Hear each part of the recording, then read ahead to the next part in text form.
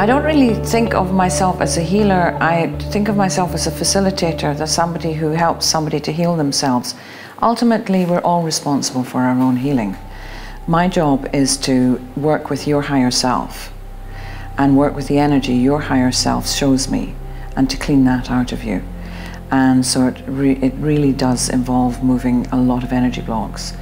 The other side to that is that oftentimes when people have a clearing, have a cleaning, that they also get some nice stuff coming in.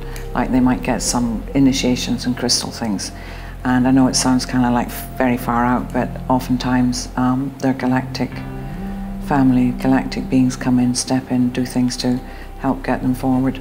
I also work with the crystal body, and I've been working with the crystal body since about 1999. And this is very interesting to me. I was told in 2002 through Saskia Bosman, a Dutch channel, or Archangel Michael, that when I can find crystals in people, and when I take them out and I clean them and I put them back in, that when that happens, that all the cellular memory has been cleared and they are now ready to receive the cosmic codes. I'm not exactly sure what the cosmic codes are, but somebody told me last year, and it was that way, oh right, and I went in and I immediately forgot it, but it's a big deal. And I work with sound as well, and sound, somebody tells me what they want me to do or what they're worried about or concerned about, and I simply focus on that and allow sound to intuitively emerge from my voice. The most important thing when we are doing healing work of any kind is that the space is safe. I was taught that energy only moves when it feels safe. So you have to be entirely unconditional, because a lot of the stuff that we move or we are holding in terms of entities and heavy energy is very dark and has its own issues. And so they have to, for that stuff to feel safe enough to move, because I'm not into the drama. I'm not one of these people, the entities, people are shaking and screaming and quivering. It doesn't need to be like that at all. You can do it very calmly and kindly.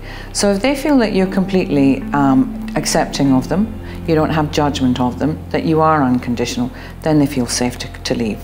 And the way that I work, I'm very careful about how I recycle the energy. I'm not a person for giving it to the light. Excuse me, there's lots of human beings on the planet right now with very high light quotients. And unfortunately what happens is the junk, the muck comes straight at them. And it's not pleasant when it comes at you and it lands on you and you've got to deal with it and transmute it. So I find that's kind of lazy.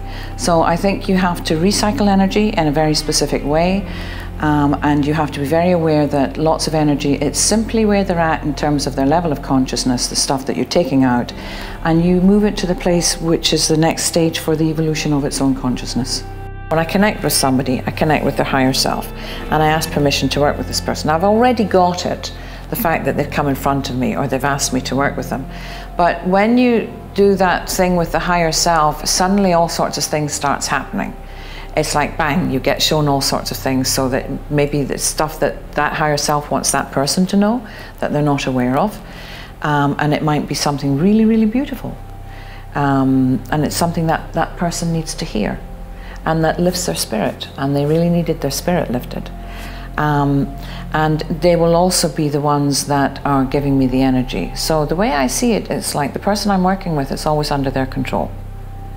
It's not my job to think, oh, I'm going to do this. It's my job to respond to the energy that makes itself apparent to me, that sounds to me, that resonates itself in my body, or that I simply feel when I'm doing this kind of stuff, when I'm scanning the aura. Because the hands have chakras which are directly linked into the heart. So to do the work that I do, I was trained to really work to clear all my stuff, and just, you know, special Qigong stuff which opens all your chakras and gets all the gunge out, and so you can resonate. You can simply stand beside somebody and feel exactly what they're feeling and know where you've got to go. And believe you me, if you're working to help somebody heal and you're feeling it yourself, you're going to do your damnedest to get that out.